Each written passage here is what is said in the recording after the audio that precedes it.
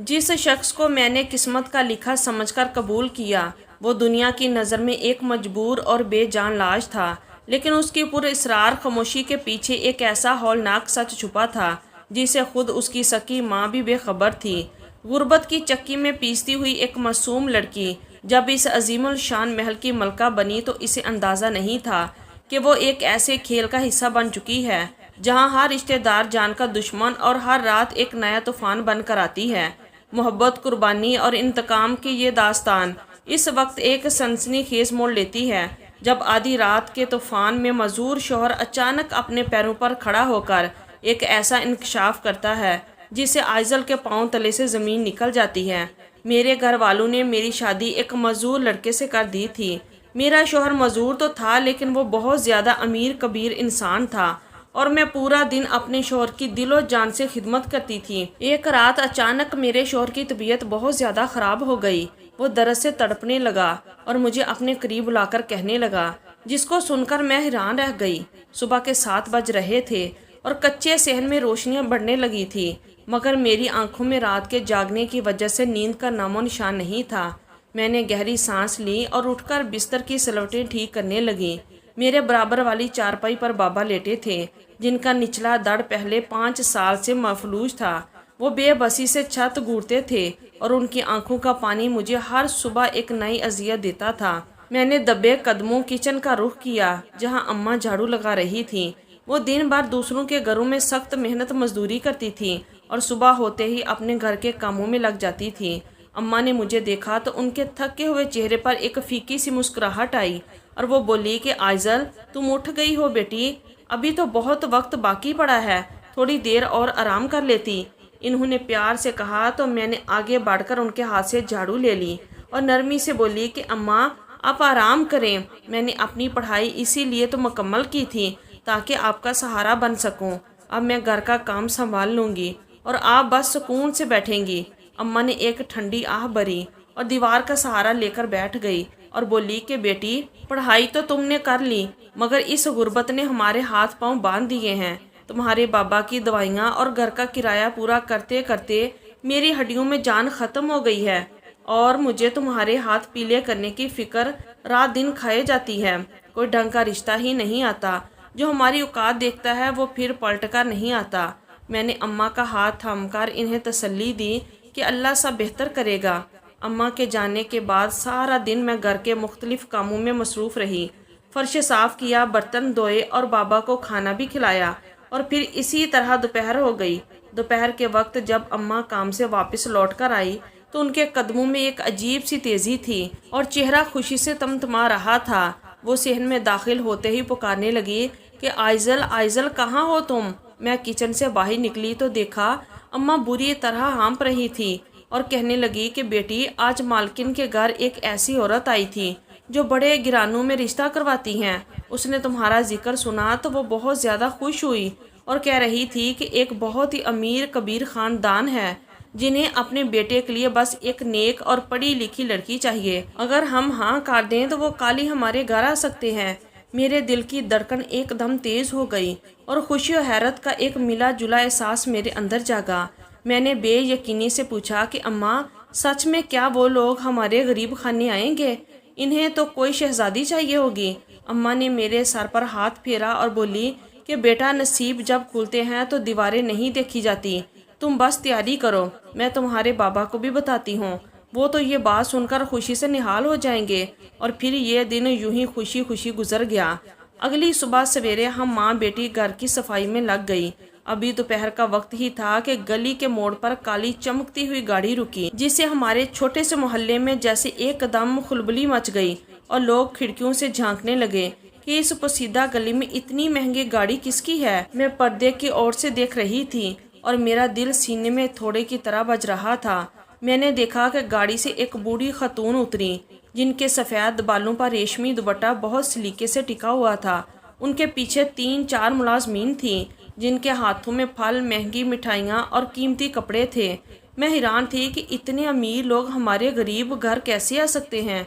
गाड़ी में लड़का साथ नहीं था तो मैंने सोचा शायद उनके यहाँ लड़के के साथ आने का रिवाज नहीं होगा।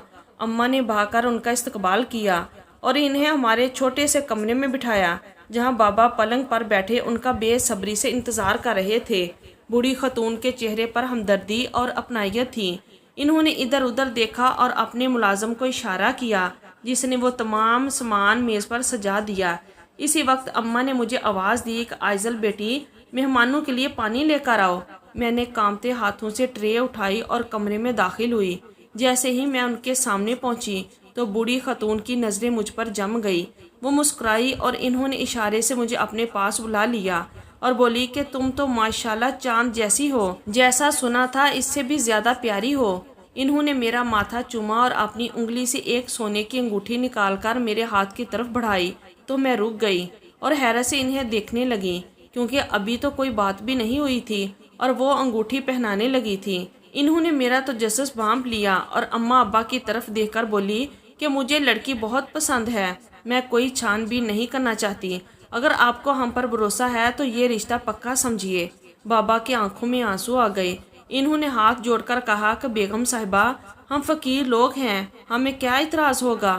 آپ کا احسان ہے کہ آپ نے ہماری دہلیز پر قدم رکھا۔ بوڑھی خاتون نے ایک لمحے کے لیے توقف کیا اور پھر سنجیدہ لہجے میں بولی کہ انگوٹھی پہنانے سے پہلے میں آپ سے ایک ضروری بات کرنا چاہتی ہوں جو آپ اپنی بیٹی کو بعد میں خود بتا دیجیے گا۔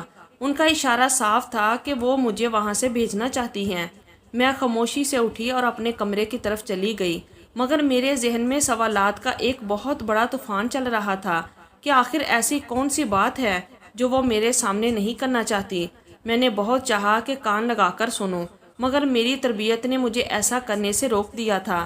تھوڑی دیر بعد اماں کمرے میں آئی تو ان کی آنکھیں نم تھیں مگر لبوں پر مسکراہٹ تھی۔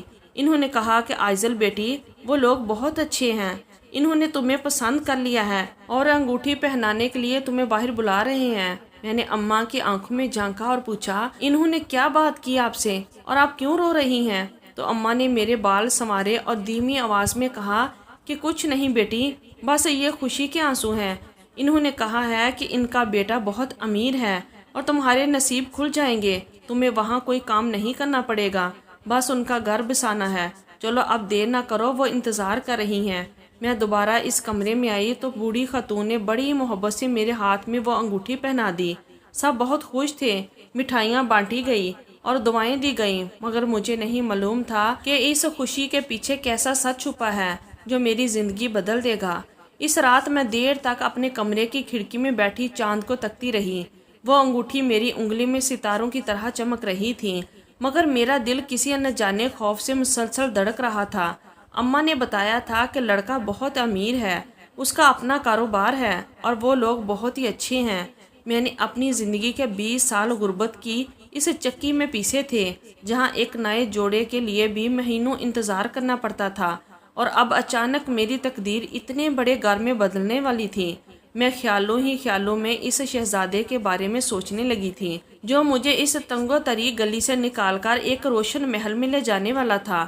میں خوش تھی، بلکہ بہت خوش تھی، کیونکہ میری شادی سے میرے ماں باپ کا بوجھ اترنا تھا، اور میں نے سوچا کہ شاید اللہ نے میری پچھلی تمام محرومیوں کا صلہ مجھے اس رشتے کی صورت میں دے دیا ہے۔ اگلے چند دن ان کی حویلی سے تحائف کا تناتا بندھا رہا۔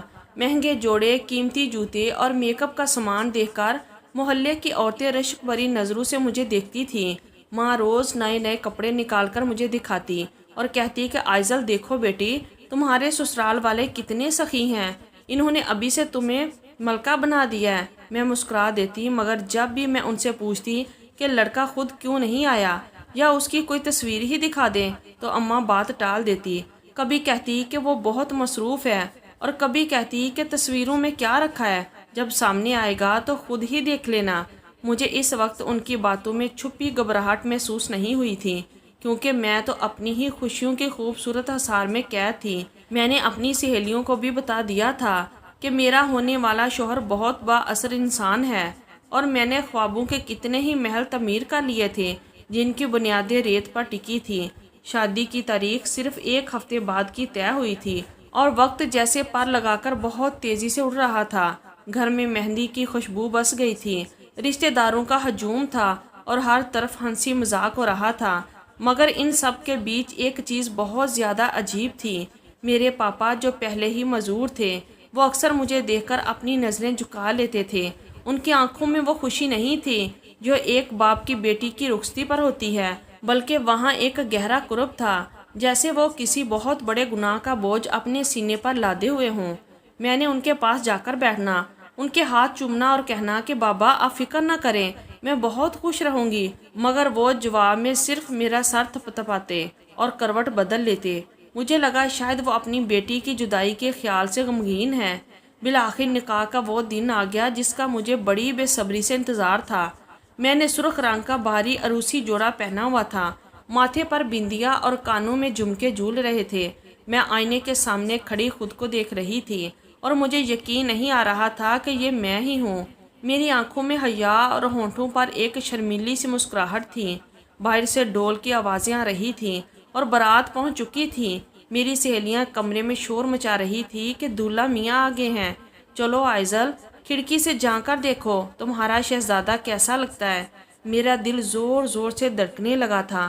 میں نے ڈرتے ڈرتے پردہ تھوڑا سا سرکایا اور گلی کی طرف دیکھا جہاں پھولوں سے لدی ایک بڑی گاڑی آ کر رکی تھی۔ گاڑی کا دروازہ کھلا تو میری سانسیں رک گئی، کیونکہ میں نے دیکھا کہ دو ملازم ایک ویل چیئر پکڑے کھڑے ہیں اور پھر انہوں نے گاڑی کے اندر سے ایک شخص کو اٹھا کر اس کرسی پر بٹھا دیا۔ وہ شخص بالکل ساکت تھا، اس کے ہاتھ پیر لٹکے ہوئے تھے اور وہ اپنی گردن بھی سیدھی نہیں رکھ پا رہا تھا۔ وہ میرا دولہا شاویز تھا، جسے میں نے اپنا شہزادہ سمجھا تھا، مگر وہ تو ایک جیتی جاگتی لاش کی طرح تھا۔ میرے ہاتھ سے پردہ چھوٹ گیا اور میں وہیں زمین پر ڈھیر ہو گئی۔ میری آنکھوں سے آنسو کا بند ٹوٹ گیا تھا اور سسکیاں میرے گلے میں پھنس گئی تھیں۔ میری سہیلیاں جو ابھی تک ہنس رہی تھیں وہ بھی ایک دم خاموش ہو گئی تھیں اور پورے کمرے میں ایک خوفناک قسم کا سناٹا چھا گیا تھا۔ میرا وہ محل جو میں نے خوابوں میں بنایا تھا وہ ایک ہی لمحے میں زمین بوس ہو چکا تھا۔ اسی وقت اماں کمرے میں داخل ہوئی۔ انہوں نے مجھے فرش پر گرا دیکھا تو وہ تڑپ کر میری طرف بڑھی اور بولی کہ آئزل بیٹی کیا ہوا، تم ایسے کیوں رو رہی ہو؟ انہوں نے مجھے سنبھالنے کی کوشش کی تو میں نے غصے اور دکھ سے ان کا ہاتھ جھٹک دیا اور چیخ کر بولی کہ اماں کیا یہی ہے وہ امیر گھرانہ اور کیا یہی ہے وہ شہزادہ جس کے خواب آپ نے مجھے دکھائے تھے؟ آپ نے مجھے ایک معذور کے پلے باندھ دیا ہے۔ کیا میں اتنی بری تھی کہ آپ نے میرا سودا ایک لاش سے کر دیا؟ اماں کی آنکھوں سے بھی آنسو نکل آئے تھے۔ وہ میرے پیروں میں بیٹھ گئی اور اپنا دوپٹہ اتار کر میرے قدموں میں رکھ دیا اور بولی کہ آئزل بیٹی مجھے مار لو، مجھے گالیاں دے دو، مگر آج ہماری عزت رکھ لو اور تمہارے بابا کی زندگی کی لاج رکھ لو۔ اگر یہ برات واپس گئی تو تمہارے بابا یہ صدمہ برداشت نہیں کر پائیں گے اور وہ مر جائیں گے۔ آئزل وہ لوگ بہت اچھے ہیں، وہ تمہیں پلکوں پر بٹھا کر رکھیں گے۔ ہم غریب ہیں بیٹی اور ہمارے پاس انتخاب کا حق نہیں تھا۔ اماں کی سسکیوں اور ان کے سفید دوپٹے نے میری زبان کو تالا لگا دیا تھا۔ میں نے دیکھا کہ اماں کے چہرے پر کتنی جھریاں ہیں اور وہ کتنا ٹوٹ چکی ہے۔ میں نے اپنی آنکھیں بند کی اور ایک لمبی آہ بھری، کیونکہ میرے پاس اب کوئی دوسرا راستہ نہیں بچا تھا۔ میں نے اپنے خوابوں کا گلا خود اپنے ہاتھوں سے گھونٹ دیا تھا اور پھر اماں کا دوپٹہ اٹھا کر ان کے سر پر رکھ دیا اور سرد لہجے میں کہا کہ ٹھیک ہے اماں، میں یہ نکاح کروں گی، مگر یاد رکھنا آج آپ نے اپنی بیٹی کو رخصت نہیں کیا بلکہ اسے زندہ درگور کر دیا ہے۔ کچھ دیر بعد نکاح خواں کے الفاظ میرے کانوں میں تھوڑے کی طرح بج رہے تھے جب انہوں نے پوچھا کہ آئزل بنت احمد کیا تمہیں شاویز بن سلمان کے ساتھ نکاح قبول ہے؟ تو مجھے لگا جیسے میں اپنی موت کے پروانے پر دستخط کر رہی ہوں۔ میں نے روتے ہوئے 3 بار قبول ہے کہا اور اسی کے ساتھ میری زندگی کا ہر رنگ سیاہ ہو گیا۔ رخصتی کے وقت جب میں نے بابا کو گلے لگایا تو وہ پھوٹ پھوٹ کر رونے لگے تھے۔ وہ کچھ کہنا چاہتے تھے مگر الفاظ ان کے گلے میں گھٹ کر رہ گئے تھے۔ میں بنا مڑے قدم باہر نکالے اور اس ویل چیئر والے شخص کی گاڑی میں جا بیٹھی جسے میں اب اپنا شوہر تسلیم کر چکی تھی، مگر میرا دل پتھر کا ہو چکا تھا۔ گاڑی کی پچھلی نشست پر میں سمٹی ہوئی بیٹھی تھی اور میرے برابر میں شاویز بیٹھا ہوا تھا۔ گاڑی کے اندر کی خوشبو مجھے زہر لگ رہی تھی اور میں نے اپنی نظریں کھڑکی سے باہر جما رکھی تھیں جہاں سڑک کی روشنیاں تیزی سے پیچھے چھوٹ رہی تھیں جیسے میرے خواب پیچھے رہ گئے ہوں۔ جب گاڑی اس عظیم الشان حویلی کے سامنے رکی تو وہاں کا جو جلال دیکھ کر میری آنکھیں چندھیا گئی، مگر میرے دل میں کوئی جوش نہیں تھا۔ ملازموں کی ایک فوج کھڑی تھی جو شاویز کو احتیاط سے اٹھا کر اندر لے گئی تھی، اور مجھے بھی ایک سجے سجائے کمرے میں پہنچا دیا گیا تھا جہاں پھولوں کی مہک اتنی تیز تھی کہ میرا دم گھٹنے لگا تھا۔ میں بیڈ کے کونے پر بیٹھ گئی تھی اور میرا سرخ جوڑا اب مجھے کسی خفن کی طرح لگ رہا تھا۔ تھوڑی دیر بعد دروازہ کھلا اور شاویز کو ویل چیئر پر اندر لایا گیا۔ ملازم اسے بیڈ کے قریب چھوڑ کر خاموشی سے باہر نکل گیا تھا، اور اب کمرے میں صرف میں تھی اور وہ شخص جسے دنیا میرا شوہر کہہ رہی تھی۔ میں نے ڈرتے ڈرتے اپنی نظریں اٹھائی تو دیکھا شاویز مجھے ہی دیکھ رہا تھا۔ اس کی آنکھیں بہت گہری اور روشن تھیں، مگر ان میں ایک ایسی اداسی تھی جو میرے اپنے دکھ سے بھی زیادہ گہری لگی۔ اس نے بہت مشکل سے اپنے ہاتھ کو حرکت دے کر میرے قریب لایا اور ایک کانپتی ہوئی آواز میں بولا کہ آئزل، میں جانتا ہوں کہ تم اس وقت کیا محسوس کر رہی ہو۔ کوئی بھی لڑکی مجھ جیسے انسان سے شادی نہیں کرنا چاہتی جس کا آدھا جسم قبر میں ہو اور آدھا بستر پر ہو۔ میں ساکت رہ گئی کیونکہ اس کی آواز میں وہ رعب نہیں تھا جو میں نے امیر لوگوں کے بارے میں سنا تھا، بلکہ ایک ایسی عاجزی تھی جس نے میرے غصے کو ایک پل میں پگھلا دیا۔ شاویز نے اپنی بات جاری رکھی اور دبی آواز میں کہا کہ میری بھی مجبوری تھی آئزل۔ میری ماں چاہتی تھی کہ مرنے سے پہلے میرا گھر بستہ دیکھ لیں۔ میں نے بہت منع کیا کہ کسی معصوم کی زندگی برباد نہ کرو، مگر وہ نہیں مانی۔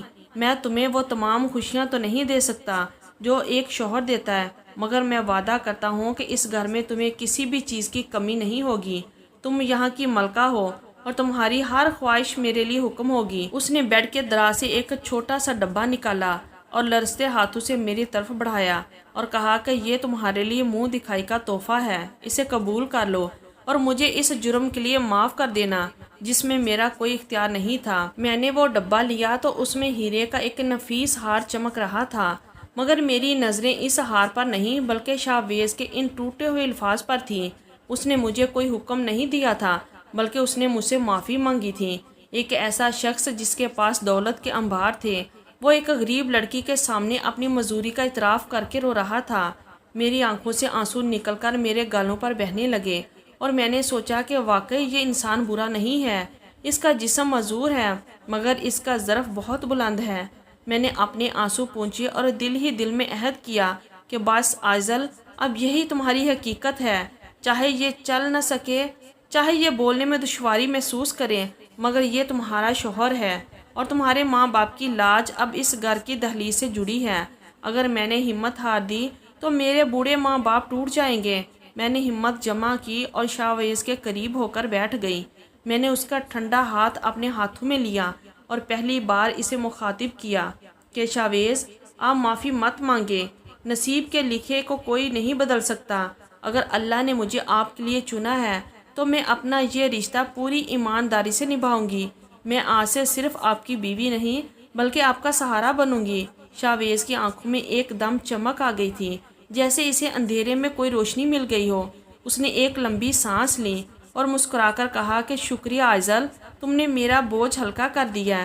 اس رات میں سوئی نہیں تھی بلکہ سوچتی رہی تھی کہ اب آگے میں نے کیا کرنا ہے۔ اگلی صبح جب سورج کی پہلی کرن کمرے میں آئی تو میں نے ملازموں کو آواز دینے کی بجائے شاویز کی ویل چیئر سنبھالی۔ میں نے اسے نہلانے کے لیے کپڑے نکالے، اس کی دوائیاں ترتیب دی اور اسے اپنے ہاتھوں سے ناشتہ کروایا۔ پہلے جو کام ملازم کر رہے تھے وہ اب میں خود کرنے لگی تھی۔ شروع میں مجھے جھجک ہوئی، مگر پھر میں نے سوچا کہ یہ میرا شوہر ہے اور اس کی خدمت کرنا میرا فرض ہے۔ میری ساس جب کمرے میں آئی اور انہوں نے مجھے شاویز کے پاؤں دباتے ہوئے دیکھا تو ان کی آنکھوں میں سکون آ گیا۔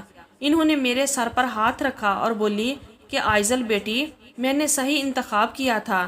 تم نے میرے بیٹے کے مرجھائے ہوئے چہرے پر مسکراہٹ واپس لا دی۔ وقت گزرنے لگا تھا اور میں آہستہ آہستہ اس عظیم الشان حویلی کے ماحول میں ڈھل گئی تھی۔ ہر گزرتے دن کے ساتھ شاویز کے لیے میرے دل میں عزت بڑھتی جا رہی تھی۔ وہ بہت خیال رکھنے والا انسان تھا۔ وہ گھنٹوں مجھے اپنی باتیں سناتا اور میری پڑھائی کے بارے میں پوچھتا۔ مجھے لگنے لگا تھا کہ شاید محبت اسی کا نام ہے جہاں جسمانی طاقت نہیں بلکہ ذہنی ہمدردی اور احترام ہوتا ہے، اور میں خوش تھی کہ میں نے اپنے ماں باپ کا سر نیچا نہیں ہونے دیا اور ایک اچھی بیوی بن کر اپنی ذمہ داریاں نبھا رہی ہوں۔ مگر مجھے کیا معلوم تھا کہ یہ سکون صرف ایک خاموش طوفان سے پہلے کی آہٹ ہے۔ وقت اپنی مخصوص رفتار سے گزرتا جا رہا تھا اور حویلی کے در و دیوار جو کبھی مجھے کاٹنے کو دوڑتے تھے اب میرے لیے منحوس ہو چکے تھے۔ شادی کی ابتدائی 2 ماہ تو جیسے کسی خواب کی طرح گزرے تھے، مگر پھر میں نے اپنی قسمت سے سمجھوتا کر لیا تھا اور میں نے یہ تہیہ کر لیا تھا کہ اگر اللہ نے میری ڈیوٹی شاویز کی خدمت پر لگائی ہے تو میں اسے دنیا کی بہترین بیوی بن کر دکھاؤں گی۔ میں نے حویلی کے تمام ملازموں کو سختی سے منع کر دیا تھا کہ شاویز کے کمرے کا کوئی بھی کام میری اجازت کے بغیر نہیں ہوگا۔ شروع میں جب میں شاویز کو ویل چیئر پر بٹھاتی یا اسے سہارا دے کر بستر پر لٹاتی تو میرا اپنا بدن تھکن سے چور ہو جاتا، مگر شاویز کی وہ خاموش نظریں جو ہمیشہ میری شکر گزار رہتی مجھے تھکنے نہیں دیتی تھیں۔ وہ بہت کم بولتا تھا، مگر جب بھی بولتا اس کے لہجے میں میرے لیے وہ عزت ہوتی تھی جو شاید کسی تندرست شوہر کے لہجے میں بھی نہیں ہوتی۔ میں نے اپنی زندگی کے 3 مہینے اسی ایک کمرے کے گرد گھوم کر گزار دیے تھے۔ کبھی کبھی میرا دل ایک لمحے کے لیے باہر آتا تھا اور میں سوچتی کہ کاش میرا شوہر بھی اپنے پیروں پر کھڑا ہوتا تو ہم بھی کہیں گھومنے جاتے، ہم بھی بارش میں بھیگتے اور زندگی کی عام سی خوشیوں کو محسوس کرتے۔ مگر اگلے ہی پل جب میں شاویز کے معصوم اور بے باس چہرے کو دیکھتی تو میرا سارا گلہ شکوہ ختم ہو جاتا تھا۔ میں نے اس کے پاؤں کی مالش کرنا، اس کے ناخن تراشنا اور اسے اپنے ہاتھوں سے کھانا کھلانا اپنی زندگی کا اولین مقصد بنا لیا تھا۔ شاویز اکثر راتوں کو درد کی وجہ سے سو نہیں پاتا تھا۔ وہ کہراتا تو میں ہڑبڑا کر اٹھ بیٹھتی اور پوری رات اس کے سرانے بیٹھ کر اس کا سر دباتی رہتی۔ شاویز کہتا کہ آئزل تم پاگل ہو، اپنی صحت خراب کر لو گی، جاؤ سو جاؤ، میں دیکھ لوں گا سب۔ مگر میں مسکرا کر جواب دیتی کہ شاویز آپ کو سکون ملے گا تو ہی مجھے نیند آئے گی، ورنہ میرا ضمیر مجھے سونے نہیں دے گا۔ میری ساس میری اس قربانی کو دیکھ کر اکثر حیران رہ جاتی تھی۔ وہ میری ماں سے کہتی کہ آئزل بیٹی نہیں بلکہ فرشتہ ہے، اس نے میرے بیٹے کو وہ زندگی دی ہے جو شاید میں سکی ماں ہو کر بھی نہ دے پاتی۔ حویلی میں آنے والے رشتہ داروں کی نظریں ہمیشہ شاویز کی جائیداد پر ہوتی تھیں۔ وہ سب بظاہر ہمدردی جتاتے تھے، مگر میں جانتی تھی کہ وہ سب شاویز کے مرنے کا انتظار کر رہے ہیں تاکہ اس حویلی پر قبضہ کر سکیں۔ شاویز ان کے سامنے بالکل خاموش ہو جاتا تھا اور اس کی آنکھوں میں ایک عجیب سا خوف لہرانے لگتا تھا، جیسے اسے ان سے خطرہ محسوس ہوتا ہو۔ وہ صرف اس وقت پرسکون ہوتا جب میں کمرے میں اکیلی اس کے پاس ہوتی تھی۔ کچھ عرصے بعد میں نے محسوس کیا کہ شاویز کا مجھ پر بھروسہ اب کسی عقیدت کی حد تک پہنچ چکا ہے۔ وہ اپنی ہر چھوٹی بڑی ضرورت کے لیے صرف مجھے پکارتا تھا اور میں نے بھی کبھی اسے مایوس نہیں کیا تھا۔ ہماری شادی کو پورے 5 ماہ ہو چکے تھے کہ ایک شام موسم انتہائی خراب تھا۔ ہم شام کو ہی اپنے کمرے میں چلے گئے تھے اور پھر کھانا بھی وہیں پر کھایا تھا۔ آج میں تھک گئی تھی، اس لیے جلدی ہی نیند آ گئی تھی اور میں نہیں جانتی تھی کہ میرے بعد شاویز سوئے ہیں یا جاگ رہے ہیں۔ بادلوں کی گرج سے حویلی کی کھڑکیاں تھرتھرا رہی تھیں، جسے آدھی رات کو میری آنکھ کھل گئی۔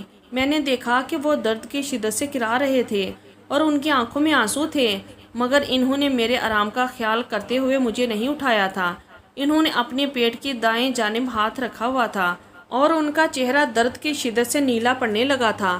ان کے منہ سے دبی دبی سسکیاں نکلنے لگی تھیں اور میں بری طرح بدحوا ہو گئی تھی۔ میں نے پانی کا گلاس میز پر رکھا اور لرزتے ہاتھوں سے ان کے ماتھے پر ہاتھ پھیرا اور بولی کہ شاویز خدا کے لیے ہمت کرے، میں ابھی ڈاکٹر کو فون کرتی ہوں یا امی کو بلاتی ہوں۔ میں جیسے ہی فون اٹھانے کے لیے مڑی تو شاویز نے پوری قوت سے میرا بازو پکڑ لیا اور اس کی گرفت اتنی مضبوط اور سخت تھی کہ مجھے کبھی اس کے بدن میں ایسی جان محسوس نہیں ہوئی تھی۔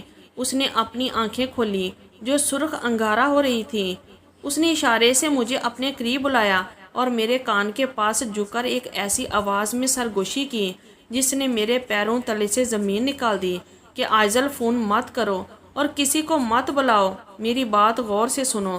میں حیران رہ گئی تھی کیونکہ وہ شخص جو بمشکل چند الفاظ ہلکا کر بولتا تھا، اس کی آواز آج اتنی صاف اور توانا کیسے ہو گئی تھی۔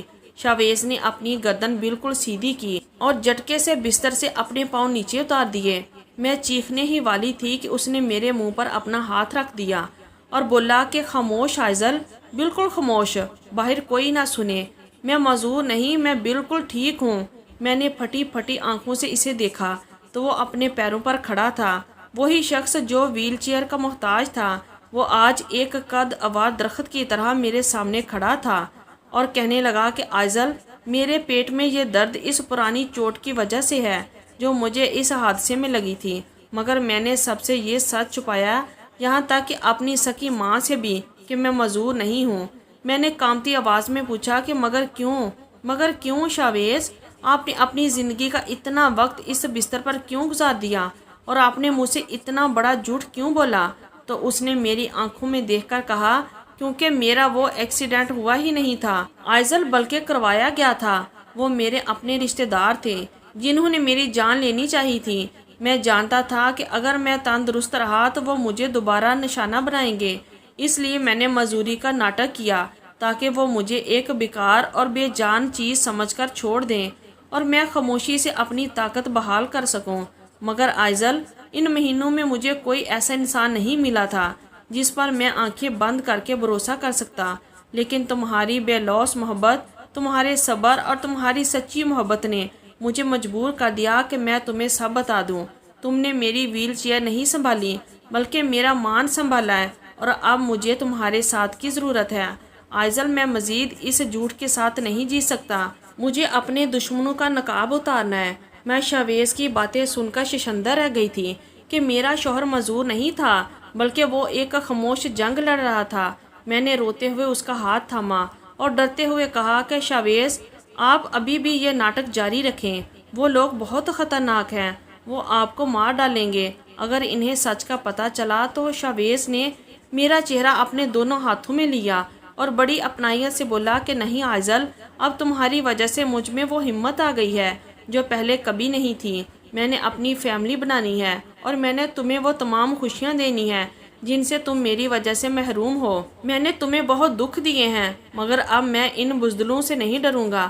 میں نے آج تک اپنی ماں کو بھی یہ نہیں بتایا کہ میں ٹھیک ہوں، مگر میں تمہیں سب سے پہلے بتا رہا ہوں کیونکہ تم میری روح کا حصہ بن چکی ہو۔ اگلی صبح حویلی میں ایک نیا طوفان آیا تھا۔ جب شاویز اپنے پیروں پر چلتا ہوا حال میں آ گیا تھا، اس نے پہلے ہی اپنے رشتہ داروں کو آج صبح کی دعوت کا پیغام دے دیا تھا جو اس کی جان کے دشمن تھے، اور وہ نہیں جانتے تھے کہ شاویز سچ جانتا ہے۔ وہ خود غرض رشتہ دار ناشتے کے میز پر بیٹھے تھے اور انہیں دیکھ کر ایسا لگا جیسے انہوں نے کوئی بھوت دیکھ لیا ہو۔ وہ حیران تھے کہ وہ اپنے قدموں پر کیسے کھڑا ہے کہ وہیں پر پولیس آ گئی، کیونکہ شاویز نے ثبوت بھی اکٹھے کر لیے تھے۔ شاویز نے سب کے سامنے مجھ سے معذرت کی کہ اس نے مجھے اتنا ٹائم اندھیرے میں رکھا، مگر میں نے اپنا سر اس کے سینے پر رکھ کر کہا کہ شاویز، مجھے آپ ویسے بھی منظور تھے اور ایسے بھی منظور ہیں۔ آپ نے مجھے عزت دی، یہی میرے لیے سب کچھ ہے۔ پولیس ان لوگوں کو پکڑ کر چلی گئی تھی اور امی بھی بہت زیادہ خوش ہو رہی تھی۔ وہ اپنے بیٹے کو اپنے پیروں پر چلتا ہوا دیکھ کر اتنی نہال ہو گئی کہ تمام ملازمین کو ڈھیروں پیسے دے دیے اور ساتھ میں مجھے بھی دعائیں دے رہی تھی کہ بیٹی، یہ سب تمہارے آنے کی برکت سے ہوا ہے۔ اب ہماری زندگی میں کوئی دکھ نہیں تھا۔ یہ 5 مہینے میں نے بڑے کرب میں گزارے تھے، مگر اب ہماری زندگی دوسرے نارمل لوگوں کی طرح خوشی خوشی گزرنے لگی تھی۔ تو یہ تھی ایک سبق آموز کہانی۔ اگر آپ لوگوں کو اچھی لگی ہے تو پلیز ویڈیو کو لائک کریں اور ہمارے چینل کو بھی سبسکرائب کیجیے گا، اور کمنٹ باکس میں اپنی رائے کا اظہار ضرور کیجیے گا۔ شکریہ، اللہ حافظ۔